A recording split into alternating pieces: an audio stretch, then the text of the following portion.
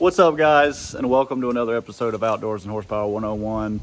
I filmed an entire video the other day of some classic reels that I have that I'm going to restore and bring them back to their former glory, like reels from the 40s, 50s, 60s, Abu Garcias from Sweden, Flugers from the 40s and 50s. All of that somehow got erased.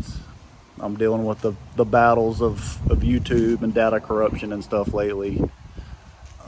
Truly getting a feel of what these YouTubers go through. I wouldn't call myself a YouTuber yet. I'm just having fun making content for you guys. So unfortunately that video just was corrupted. Was not able to upload it or anything or put it into this video. So that's why I'm making this intro now. This video will be about our hash recipe, because I was able to harvest a whitetail, as well as a surprise we're going to shoot at a pumpkin. I'm going to pick this video up with some footage I filmed the next day after I lost that footage, and then we'll get back to where we are now. Thank you guys for tuning in. This is going to be a great episode, I promise. If you like hash, you got to watch this video. So a little update. This is the next day from when I made the video about the fishing reels. I actually did end up going hunting myself and with my brother, just different stands obviously. I was able to harvest a doe last night. It was kind of last minute, so I didn't bring any of the camera stuff with me. It's kind of a hard place to film where I was hunting anyways. So I wasn't able to get the kill shot or anything, or the recoveries, or the cleaning aspect of it. But I know YouTube's pretty strict with their policies when it comes to blood, stuff like that. And even though it'll be maybe years before I even have my videos being monetized, I don't want anybody reporting me. So I just didn't want to risk it with the blood. I've already processed the animal myself. One thing we love doing with our whitetail, usually we do it with about one deer a year, is we make a big pot of hash. We love deer hash. So we are going to do that with this whitetail. Stay tuned for that. That'll either be tomorrow or the next day. That's a very long cook process, but I will give you guys the rundown of how we do it. We're not going to give you all the stuff we put into our recipe, but I will give you a basic rundown of, you know, what kind of base we use, how long the cook time is, and what we think it should look like when it's done. Hash is one of those where it's kind of like peanuts. Everybody likes theirs a different way. In the South, there's tomato based, vinegar based. Ours is neither one of those. We just use the onion based. We use a lot of onions, and throughout the process, those onions pretty much melt down, disintegrate into the hash, and that's what our base is the onion based hash. And then whatever other seasonings we add, which is our little secret, because I know a lot of people out there want to steal that recipe. So stay tuned for that hash recipe. So I told you I'd give you a walkthrough on how we do our hash recipe. A lot of people are very secretive with their hash recipes, so I'm not going to give a lot of weights, ingredients. I'm going to give you the base, show you how it's done, how long it takes, when to pull it, all that stuff. So to get started, we got some yellow onions. Do not use sweet onions. You want that strong.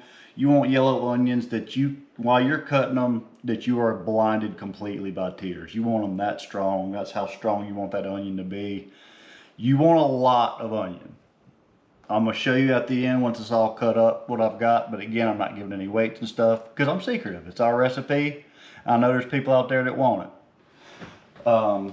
So what I have got here, other than the onions, I went ahead and picked up about a 9-pound pork shoulder, just as filler meat. We're only going to use the hind quarter meat off of that whitetail. Obviously, we're not going to waste our back straps, our tenderloins, and stuff like that. You can use your shoulder, clean it out and stuff, but it's a lot harder to cut some of the sinew and stuff out of that shoulder. That shoulder's better as a roast, something that can cook down for a long time, for 8 hours. And then you can kind of shred it and pull the stuff out when you're done. So we usually generally only stick with the hindquarters when we're doing a hash for deer, and we'll just throw in a little bit of pork just to add a little bit more weight. You can use a chuck roast. A lot of people use chuck roast. A lot of people use chuck roasts, but the price of beef is just going through the roof. So if this is something I went out and harvested myself and didn't have to pay a processor for, pork's just an easier way to keep it cheaper, you know. And it's great. Honestly, I've made a lot of hash in my life. Some of the most flavorful ones have been straight pork. I've done mixtures of pork, chuck roast. My favorite in the entire world, though, will be whitetail hindquarter and pork mixed together with onions and my seasonings. So, like I said, I went ahead and deboned those hams. One thing you want to do, you don't have to go too crazy on trimming it because this is going to be a very long cook time. A lot of this stuff will cook down in the hash. But there is fat on here. Deer fat is really not edible, which I know is weird. It's got a very waxy texture. If you get this fat and you eat it and you chew it, it will coat your mouth in this weirdest, waxiest thing you've ever felt. So just kind of come in and pull off any little small pieces of fat like that. Again, you do not want that waxy coating in your mouth. A lot of the silver skin and stuff, clearly you need to take off, but you don't have to go crazy and go in here and trim these things too hard because you want a good yield, right? But you do also want to get that silver skin out of there. I take this, I give it to my dogs as a snack. There's no waste at all. So I'm going to take all of this hindquarter meat. I didn't take the time to break them down in the muscles. I just deboned it, started cutting them up. So this is going to be your top round, bottom round, eye of round, tri-tip. Just all kind of cubed up and trimmed up. And I'm going to get that cubed up and then catch up with you guys in a little bit and show you what happens after that. So one thing you kind of do want to do when you're chunking up your meat, you want to go for like inch and a half size cubes. If you want to go smaller, you can. Your cook time will be a little bit less. If you go around 1 inch, about like this is, that should be about perfect. You're still going to cook that hash for 12, 14 hours anyways. So if you want to take the time to cut it extremely small, you can. That's just going to add to the total time of everything. So it's not something you can rush and get done quickly. It's going to take a long time anyway. So just sit there and just get it done. I just want to show you about the size I use. Like I said, these are about 1 inch cubes. But everything's also made how you like. That's my opinion though. So I was in a rush this morning. I'm just trying to go ahead and get it started so we can have this for the Carolina game tonight. The first thing you do, go ahead and throw your onions in your pot, turn your gas on, sweat your onions down. That's what I'm doing now. After you get done sweating your onions down, you'll add your meat, brown your meat on all sides, and then add your water. And then I'll show you that here in a second after I get done sweating down the onions. All right, so I've got the meat added. Remember, I just added a little bit of salt and pepper to it last night, put it in the fridge. There's no reason you have to salt and pepper it the night before. I just did it to save time this morning. This is a long process. You do want to get started early in the day or in the morning if you want to be able to eat it for dinner. So just like you would do a pot roast before you put it inside of your crock pot or whatever, you're going to sear that meat on all sides, give it a good brown, the best you can. And then you'll add your water. I'll show you here in a second once they're browned down about what you... So I know it's a little steamy in there. It's hard to really tell. Just try and brown it all around the best you can. It's not going to give you that perfect brown sear a lot of times because the water will start coming out of the onions, and it's just hard to get a hard sear with super brown if you got too much water or moisture anywhere in the pan. So just get them browned around every piece. Try to get it at least browned all the way around. Once you get done with that, add your water. That's what I'm going to do now. I'm going to put the phone down. I'm going to go grab it and add the water and show you the level that I fill it up to when I add water. So this is one of the harder parts to figure out is your water. I've got it about 1 inch above the meat and the onions right now. So you're going to bring that up to a boil. Then once you bring it up to a boil, you just kind of turn it to a simmer, and you'll just stir that for the next 6-8 hours. I won't add many seasonings in that time. I might add 1 or 2. The only seasonings I'm really going to tell you guys that you're going to, is pretty much universal in hash, is red pepper flakes, chicken stock, and butter. Everything else I'm just going to keep a little secret. You guys, like I said, make it how you like. This is just an example of how to get one started. I told you I wouldn't need to give the full recipe. Just wanted to get this knocked out for college football season. A lot of people don't really know how to get a hash started, so this is how we do it. We have a lot of people tell us we like it, so I wouldn't show it to you if I didn't think people liked it. So, like I said, we're gonna get that up to a boil. Once that's up to a boil, I'm actually gonna put a lid on it, because when you put the lid on it, it seems to keep it a little bit hotter in the pan. That meat will break down a little bit quicker than if you cook it with the lid off. Once that meat starts to break down, I'll take that lid and I'll leave that lid off, and that's when you'll really start losing water. And then you have to figure out if you need to add water or just keep cooking it as you go. Remember, this is a long process, so the more water you add, the longer it's going to cook. So that's, like I said, that's the hardest thing to kind of manage, because you don't want it not cooked all the way with enough water, but you don't want to cook all day and put too much water. So you'll figure it out as you go. We'll come back here in a little bit, check on it, add a couple seasonings, and I'm gonna go watch some college football game day. All right, everybody, it's been cooking with the lid on for probably a couple, maybe 3 hours. The second you can take the meat and it starts to break apart, when you do that, it starts to shred, then you can start adding some of your other seasonings. It's just been soaking in the water that had whatever salinity was on the meat. No other seasonings other than the onions. So once you get your meat where you can start pressing it against that pot, pushing it up and kind of shredding it, you can add whatever seasonings you like. I told you the base of what most people use. Everything else is a big old secret. A lot of other good recipes for actual ingredients will be online. Again, I was just trying to show you the process. So I'm gonna go add a few little secret ingredients. I'll check back in and show you as that water is cooked down a little bit. I'm not gonna put the lid back on, because now I want all that water to release, so we're not cooking all day. I want that water to start cooking out. So I'm gonna add those ingredients. We're gonna keep on cooking. I know a lot of this cooking of the hash has been shot in first person. I've left a lot of my recording stuff at my brother's house. I've only got my phone right now to do the recording of this. At least till now. My brother might bring it over later for me to do some more, set the stand up where I'm actually standing in front of it, of a camera like I'm supposed to be. So I apologize for that. Got my seasonings added in there. Once you get those in there, just every 30 minutes or so, 20 minutes or so, come in and take that meat and smush it up against the side. You want to get it completely broken down. Even once it's broken down, you want to keep on smushing it, breaking it down every time you stir it.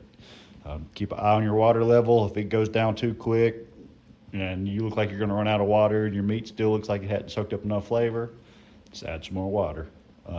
So just keep smashing the meat against the side.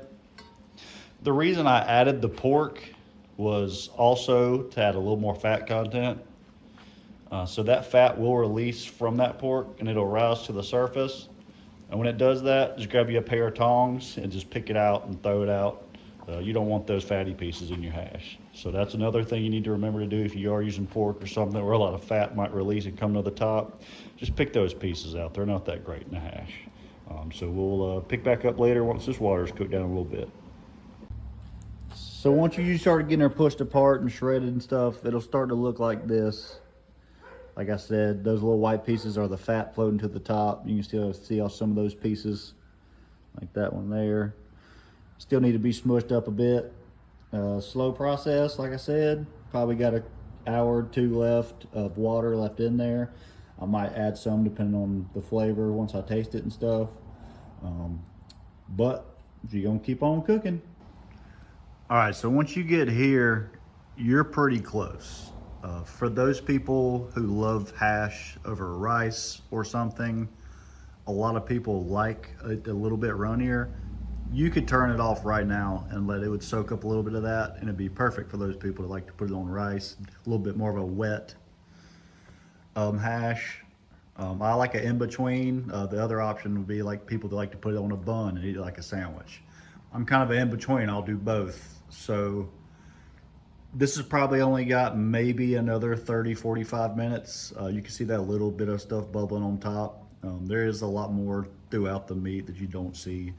But once that bubbling pretty much is almost done bubbling on the top, put the lid on it, let her soak, she's done. But I'll come back and show you that here in about 30-45 minutes. But in between then, let's go talk about what gun we're going to shoot at a pumpkin today. I am going to shoot a pumpkin today. It's been very busy lately. I've been all over the place doing stuff, but I try to get a video a day for you guys. Kind of got a fun one here. A very kind of impractical one. I'm going to shoot a slug at a pumpkin today. Without a doubt, a slug is going to take a whitetail down. Most times than not, it's going to drop it where it stands. This particular one was just a budget-friendly one, shotgun I bought. PSA was running the deal on them. That's Palmetto State Armory. I got this thing for like $100. It shoots and functions amazing. I've got some nicer Brownings and stuff that I just don't want to run slugs through. And this came as an open bore shotgun anyways. It's not even drilled or tapped or anything for specific choke tubes. I can't even run a choke tube in this. It's only open cylinder self-defense shotgun. So that's why I'm gonna run the slug through it. It also comes with an actual front sight. So I'm gonna run a 500 grain slug at a pumpkin for you guys today. Let's see what happens. So that's about what you're gonna be looking for there. I left just a little bit of juice that will get soaked up in the meat, but that's about the texture we usually get like ours right there. You can tell there's not that much juice in there. We still do want just a little bit in there because it will get soaked up by the meat. But there she is in her glory. So now we're just gonna take the lid, put that on there, turn your heat off, let that soak for a couple hours. That'll stay extremely hot in that pot for literally till tomorrow if I wanted to. But we'll let it soak for a couple hours and that'll be ready for dinner. And let's see what happened with that pumpkin. All right, there's a lot of wind, so I'm sorry if that's coming through in the audio. 500 grain slug. This is an older Brennicky slug. We don't shoot many slugs, so we didn't really have any laying around. We have shot them before. Shoots about 1,050 feet per second at the barrel. I did move the pumpkin up a little bit, not because I'm scared to miss, but because I just don't want to shoot it twice. These suckers have a lot of powder charge behind them. They kick like a mule. This specific shotgun really kicks like a mule. So I'd love to hit this pumpkin on the first shot, just to show you guys what a slug will do to it. Shotguns are the most powerful weapons you can be using for close range combat or any sort of thing, in my opinion. 12 gauges are just lethal. Buckshot, slug, what have you. So let's take a shot on this pumpkin, and well, let's hope I hit it the first shot. I almost forgot to hit the record button.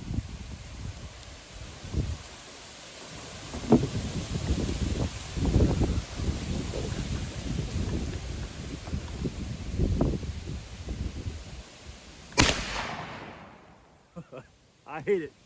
Let's go see the damage.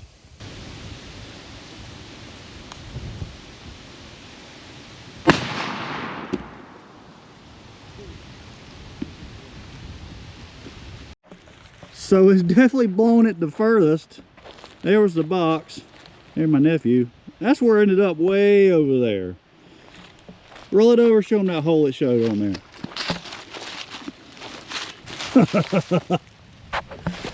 So if you guys aren't very artistic like me and you want to make a jack-o'-lantern, just use a 12 gauge slug. Tell them thank you for watching another episode of Outdoor Horsepower 101. Thank you for watching Horsepower 101. That's right, Nuggie. Y'all have a great night, guys.